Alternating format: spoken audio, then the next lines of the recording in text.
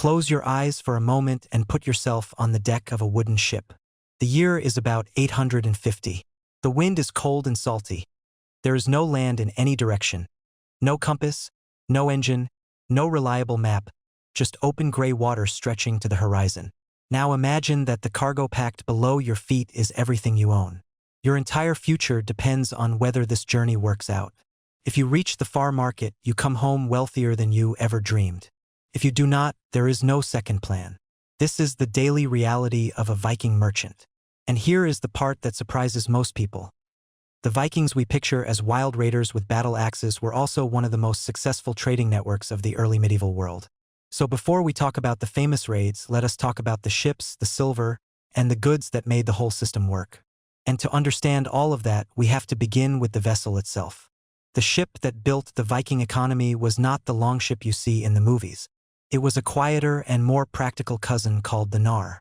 Think of the longship as a racing boat built for speed and warriors, and the knarr as a working cargo carrier built to haul heavy loads across open ocean. It was shorter, wider, and deeper than the sleek warships, with a single large square sail and no rows of oars for a big fighting crew.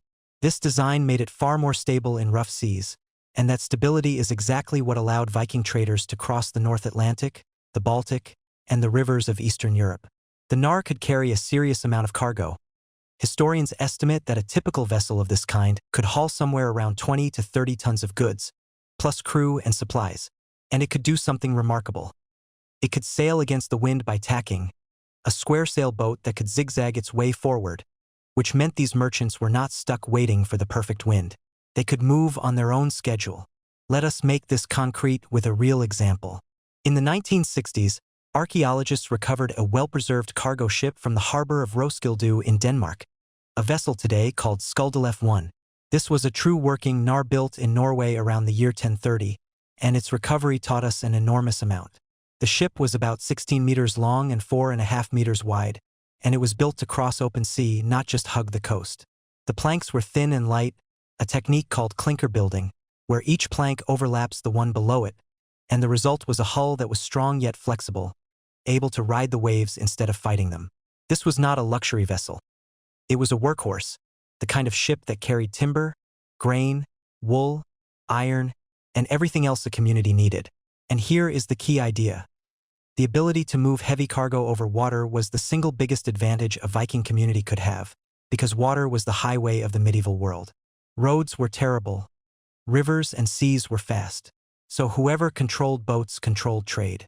This brings us to the geography of the Viking trading world, and it was bigger than most people realize.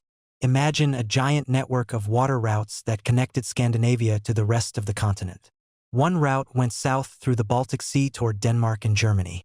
Another went east through the rivers of what is now Russia, down the Volga toward the Caspian Sea. And another went south through the Dnieper River to the Black Sea, and on to the city of Constantinople, the capital of the Byzantine Empire. And from there, traders could reach the markets of the Middle East, all the way to the Abbasid Caliphate and the great city of Baghdad. This is not an exaggeration. The Norse went farther and traded more widely than almost any other people of their time. They were the connective tissue between the North Sea and the Silk Road. And along those routes, they built trading towns that became the economic centers of the North. Two of the most important of these towns were Hedeby and Birka. Hedeby, located at the base of the Jutland Peninsula in modern Germany, sat at a narrow point where goods could be carried overland between the North Sea and the Baltic, saving weeks of dangerous sailing. It grew into one of the largest towns in northern Europe. And Birka, on an island in Lake Mälaren in modern Sweden, served as a gateway between the Baltic and the eastern trade routes. These were not small villages. They were bustling marketplaces where merchants from many cultures met, where silver flowed, where craftsmen worked, and where ships docked, loaded, and set off again. And because these towns sat at the meeting point of different worlds, they became places where prices were set and where wealth was made. So what exactly were these merchants trading? The answer reveals the whole logic of the Viking economy. The North had a set of resources that were rare and precious in the South, and the South had goods that were rare and precious in the North. Trade existed because each side had something the other desperately wanted. Let us start with the northern exports. One of the most valuable was fur. The forests of Scandinavia and Russia produced thick, beautiful pelts of animals like sable, marten, beaver, and ermine. And in the warm lands of the Middle East, fine fur was a luxury that wealthy people paid fortunes for. A single high-quality pelt could be worth more than its weight in silver. Another prized export was ivory, but not the ivory of elephants. The Vikings traded the tusks of walruses, which they hunted in the far north, and walrus ivory was dense, white, and beautiful. And it was used to carve everything from chess pieces to religious objects. And here is a fascinating detail. The Norse also traded the tusks of narwhals, a whale with a long spiral tooth, and many people in the south believed those tusks came from the unicorn, so they were sold for staggeringly high prices. There are records of narwhal tusks being valued at many times their weight in gold. Amber was another northern treasure. The Baltic was famous for amber, the fossilized resin of ancient trees that the sea washed up onto the shores. Amber was warm, golden, and beautiful, and it was carved into beads and jewelry that were traded all across Europe and into the Middle East. Then there were the everyday goods that were just as important to the economy. Honey, which was the main sweetener of the medieval world and also the base for mead. Beeswax, which was essential for candles and for sealing documents. Iron, which the north produced and the south needed. Timber, soapstone, and fish, especially dried and salted fish, which could be preserved for long journeys. And we also have to be honest about the darker side of this trade. One of the goods that moved along these routes was human beings. Enslaved people were bought and sold as property in this era, and Viking merchants were part of that system. We will not dwell on the details here, but any honest discussion of the economy has to acknowledge that captives were bought, transported, and sold like other cargo. It was a brutal part of the world at the time, and it is a real piece of the historical record. Now let us look at what came back in the other direction. The most important southern import by far was silver. Enormous quantities of silver flowed into Scandinavia, mostly in the form of Arabic silver coins called dirhams, minted in the Islamic world, and this silver became the backbone of the Viking economy. But silver was not the only thing coming north. Silk from China and the East was a luxury that royalty and the wealthy treasured. Glass beads, colorful and bright, were traded as ornaments. Spices, wine, jewelry, weapons, and precious stones all made their way north along the same routes. And the result was a remarkable exchange. Northern furs, ivory, and amber going south, southern silver, silk, and spices coming north. And at the center of it all, the Viking merchant pricing the difference. Let us talk about money, because the Viking economy worked differently from the one we know today. They did not have a single national currency. Instead, they treated silver as a commodity that was measured by weight, a system historians call Bullion economy, and it is beautifully simple once you understand it. If you wanted to pay for something, you did not hand over a set amount of coins. You handed over a certain weight of silver, and the silver could take any form. It could be a minted coin, it could be a silver ingot, or it could be pieces of silver cut from a larger object. This cut silver is called hack silver, and it is exactly what we find in the Viking treasure hoards buried across Scandinavia. Hoards filled with coins, ingots, and chopped up fragments of silver jewelry, all of it valued by weight rather than by face value. To make this work, merchants carried small folding scales with them. Today we might think of a pocket calculator. Back then, a trader carried a balance scale and a set of tiny weights. Whenever a deal was struck, the merchant would weigh out the silver to match the agreed price, and these weights were so standard that we find the same carefully calibrated weights buried in hoards from Norway to Russia. This system was remarkably fair and practical. It did not matter whether the silver was a coin or a bracelet. What mattered was how much it weighed, and because everybody understood the system, trade could happen between people who did not even speak the same language. Silver was the universal language of the Viking world. So how much were things actually worth? Historians have pieced together price information from law codes, from trade records, and from the archaeological record, and while the numbers are not exact, they give us a real sense of the value system. Let us use the standard unit of the time, the mark. A mark of silver in Scandinavia weighed roughly 200 grams, and the mark was further divided into smaller units called or and urtog. For a sense of scale, a single well-fed cow was often valued at around 1 mark of silver, meaning a whole animal was worth roughly the same as a small bag of silver. And a healthy adult slave could sell for something in the range of 1 mark of silver as well, sometimes more depending on skill and age, while a good horse could be worth a similar amount. So the value of a human life in this economy, as painful as it is to say, was roughly equal to the value of a cow or a horse. That comparison tells you how precious silver was, and how cheaply life was valued in that world. Let us put some of these numbers into a modern context to make them real. A mark of silver, about 200 grams, would today be worth a few $100s in raw silver value, but that comparison is misleading because in the medieval world, silver was far rarer and far more valuable in terms of what it could buy. A single mark of silver in the Viking era represented months of work for an ordinary person. It could buy a farm animal, a set of tools, a fine weapon, or a significant share of a trading venture. And here is a striking fact. An entire trading voyage could be financed with a few marks of silver, and if that voyage succeeded, the profit could be many times the original investment. This is why trade was so attractive. It was the path to real wealth in a world where most people lived hand to mouth. Let us look at the scale of the silver that flowed through this economy, because the numbers are astonishing. The largest Viking silver hoard ever found was discovered on the island of Gotland in Sweden, an island that was a major trading hub. The hoard, called the Spillings Hoard, contained more than 67 kilograms of silver, that is about 150 pounds, and it held roughly 14,000 coins, most of them Arabic dirhams, along with ingots and jewelry.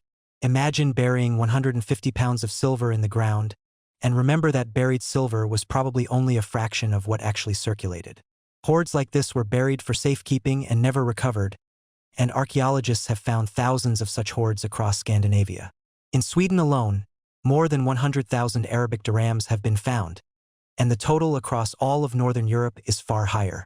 This silver was not just sitting in the ground. It was fuel for the economy, the capital that paid for ships, for goods, for voyages, and for the growth of trading towns. Now we come to the people who actually ran this economy, and the answer challenges another stereotype. While we picture Vikings as fierce warriors, the merchants who drove the trade were often farmers, craftsmen, and traders who saw a business opportunity. And the remarkable thing is how organized the business side was. When a group of people wanted to fund a trading voyage, they could form a partnership called a fellig. Each partner contributed money, goods, or a share of the ship, and in return received a share of the profits. This was a real business structure with written agreements, and there are records of contracts that specified exactly how the profits would be divided. Think of it as an early version of a modern company, where people pool resources, share the risk, and split the reward. This system allowed ordinary people to take part in trade, not just the wealthy, and it spread the risk around so that one failed voyage did not ruin everyone. The crew of a trading ship was small and tight, perhaps a dozen to 24 people, depending on the size of the vessel and the cargo. And because the ship carried the merchant's livelihood, the quality of the crew mattered enormously. These were skilled sailors who knew the winds, the currents, the dangerous shoals, and the safe harbors along the route. They were navigators, stevedores, and guards all at once, and they were paid from the profits of the voyage, so everyone on board had a direct stake in its success. It was a shared venture in the truest sense, where the well-being of the whole depended on every person doing their part. Women played a larger role in this economy than many history books suggest. While men often sailed on long trading voyages, women frequently managed the farms, the households, and the family wealth back home.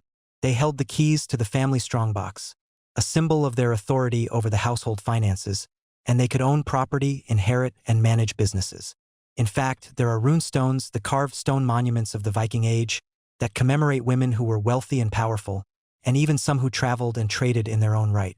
One of the best-known examples is a woman named Estrid, who appears in Swedish runestones as a wealthy and independent figure who built bridges and managed significant resources. So the economy was not a purely male world. It was a family enterprise in which women held real economic power. Now let us talk about the journey itself, because trade was not easy money. It was hard, risky work. The dangers were everywhere. Weather could turn in an instant, and a sudden storm could sink a ship and its entire cargo. The ocean was unforgiving, and navigation was done by the sun, the stars, the wind, and the shape of the coastline. There were no lighthouses and no rescue services. If a ship was lost, the cargo was lost with it, and the merchant might lose everything. There were also human dangers. Pirates and rival raiders lurked along the busiest routes, and a traveling merchant carried valuable goods that made him a target. So trade routes were patrolled, guarded, and sometimes fought over, and merchants had to be as tough as the warriors, because their cargo was a prize worth taking. Let us do the math of a typical voyage to understand why people took the risk. The costs were real. You needed a ship, which represented a large investment. You needed goods to trade. You needed food and supplies for the crew, and you needed silver to buy goods at the start of the journey. But the potential reward was enormous because the price difference between goods at the source and goods at the far market could be huge. A batch of furs that cost a small amount in the north could be sold for many times more in a southern city. And the merchants who succeeded could turn a modest stake into a fortune in a single season. This is why trade was so central to Viking society. It was the most reliable path to wealth, and wealth meant status, power, and security in a world where survival was never guaranteed. Here is another important point. The Vikings were not just moving goods, they were moving ideas, technology, and culture. When merchants came home from the east, they brought not only silver and silk, but new ways of thinking, new craft techniques, and new customs, and the contact between cultures reshaped the north. This is a reminder that economic exchange is never just about objects. It changes the people involved, and the Viking world was transformed by its own success as a trading network. The trading towns themselves became engines of this change. Places like Hedeby, Birka, and Koppang in Norway attracted craftsmen, merchants, and settlers from many cultures, and as these towns grew, they became centers of production as well as exchange. Here, craftsmen worked silver into jewelry, carved ivory into ornaments, spun and wove cloth, and made the goods that were traded across the region. The towns were where the raw materials of the north met the finished goods of the south, and where prices were set by supply and demand. And the growth of these towns shows how the economy evolved from simple barter into a complex, organized system of trade. Let us talk about how this economy evolved over time.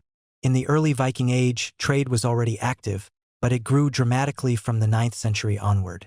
The arrival of large quantities of Arabic silver in the 9th and 10th centuries supercharged the economy, giving merchants more capital to work with, and the network expanded eastward, deeper into the lands of the Rus, the ancestors of the modern Slavic peoples. And this is where the connection to the Silk Road becomes real.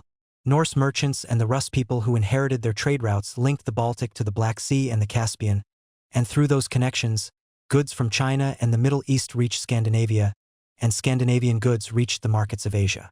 The distance traveled is genuinely hard to grasp. A walrus tusk from the coast of Norway could end up in a market in Baghdad, a journey of thousands of miles, made possible by a network of rivers, seas, portages, and enterprising merchants. The scale of this intercontinental trade is one of the most impressive achievements of the medieval world, and it reshaped the map. The trading routes that the Norse opened and maintained became the foundation of later states. The towns they built grew into cities, and the wealth they generated funded the rise of kingdoms. In fact, the trade along the rivers of Eastern Europe is one of the reasons that the region developed into the state we now associate with early Russia and Ukraine. The connection between trade and statehood is direct. Trade created cities, and cities created the conditions for political power. Now let us consider the price of everything in a little more detail, because one of the most fascinating parts of this story is exactly how much things cost. We have already mentioned the mark as a unit of silver, but let us give some more concrete examples from the historical record. A good quality axe, a tool essential for building and for daily life, might be valued at a fraction of a mark, while a fine sword, much more expensive and harder to make, could cost a full mark of silver or more. A sword was not just a weapon. It was an heirloom, a status symbol, and a major financial investment. The price difference between a simple tool and a fine weapon shows how the value system worked. Basic goods were affordable, but luxury and quality items were reserved for the wealthy. Cloth was another important measure of value. In fact, in some parts of the Norse world, a type of coarse woolen cloth called vamel was used as a kind of currency. It was measured in units called ells, and a certain length of cloth could be used to pay debts, settle prices, and even pay taxes. This is a striking example of how a practical good could become a form of money. Because everybody needed cloth, everybody accepted it as payment, and its value was predictable. This system, called a commodity currency, shows how flexible and practical the Viking economy could be. People did not need government-issued money to trade. They used goods that everyone trusted and everyone needed. Salt was another precious commodity, essential for preserving food, and it was traded heavily along the Viking routes. Honey and wax were in constant demand, and so was iron, which the North produced in significant quantities. And the price of these everyday goods, combined with the luxury goods we discussed, created a rich and layered economy, where some goods were measured by weight, others by length, and others by the number of animals they could buy. And the entire system worked because of trust. Merchants trusted that the silver they weighed was genuine, that the cloth measured a standard length, and that the goods described would be delivered. In a world without banks or contracts that could be easily enforced across borders, trust was the real currency. Let us look at one more angle: the relationship between trade and the environment. The goods the Vikings traded were shaped by the natural world of the north. The furs came from the deep forests, the ivory came from the Arctic seas, the amber came from the Baltic shores, and the timber came from the vast northern woodlands. So the trade was deeply connected to the landscape, and as demand for these goods grew, the Norse pushed farther north and farther east to find more. This expansion was driven by economics, by the simple fact that a prime pelt or a walrus tusk was worth enough to justify a long, dangerous journey. Value created exploration, and exploration created more value. This is a theme that runs through the entire history of the Viking economy. Now let us bring the story back to where we started, to that merchant standing on the deck of a knarr, imagining himself as the captain of his own fortune. And the point of this whole story is that the Viking merchant was not a random raider. He was a businessman, a risk manager, a navigator, and an entrepreneur all in one. The economy he built connected the cold waters of the north to the warm markets of the east. It moved furs, ivory, amber, honey, and silver across thousands of miles, and it created the wealth that built cities, funded kingdoms, and transformed the medieval world. The ships that carried this trade were not just vessels. They were the engines of an entire civilization. And here is the final and most important lesson. The Viking economy was not built on violence alone. It was built on trade, on the willingness to take risks, and on the ability to understand what other people wanted and to bring it to them. The merchants who sailed these ships were the quiet power behind the legend, the ones who made the whole system work. And the next time you picture a Viking, maybe imagine not the axe and the shield, but the silver scales, the rolled-up sail, and the cargo hold full of goods, because that is the image that better explains how the Viking world actually operated. Trade made the North rich, trade connected the continents, and trade is the real story of the people we call Vikings. If you enjoyed this journey into the Viking economy and want to explore more of the medieval world, leave a comment with the topic you would like covered next, and thanks for sailing along with us.